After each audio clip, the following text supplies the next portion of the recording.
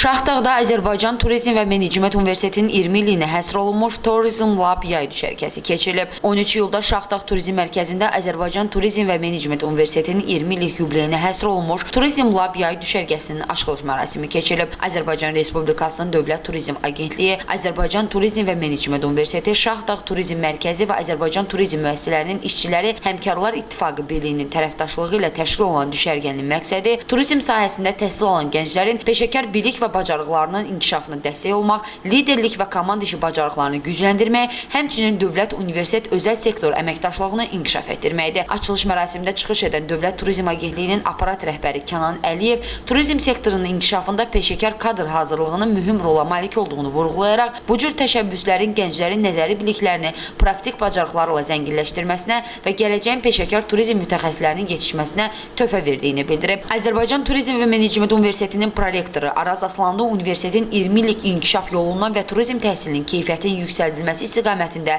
görülən işlərdən bəhs edib. Şahdağ Turizm Mərkəzinin departament direktoru Rahim Mustafayev Şahdağın ölkənin aparıcı turizm məkanlardan biri kimi gənclərin praktik biliklər qazanması üçün əlverişli imkanları yaratdığını diqqətə çatdırıb. Azərbaycan Turizm müəssisələri işçiləri Həmkarlar İttifaq Birliyinin sədri Emil Rüstəmov isə bu cür təşəbbüslərin gələcək turizm mütəxəssislərinin hazırlanmasına və sahədə əməkdaşlıq mühiti möhkəmlənməsinə xidmət etdiyini bildirib. Qeyd edək ki, 3 gün davam edəcək Turizm Lab yay düşərgəsi çərçivəsində iştirakçılar üçün təlimlər, panel müzakirələr, master-klasslar, komanda quruculuq fəaliyyətləri, intellektual və idman yarışları, şəhər turu və müxtəlif sosial mədəni proqramlar təşkil olunacaq. Emin Kərimov, SSV Xəbər, Qusar.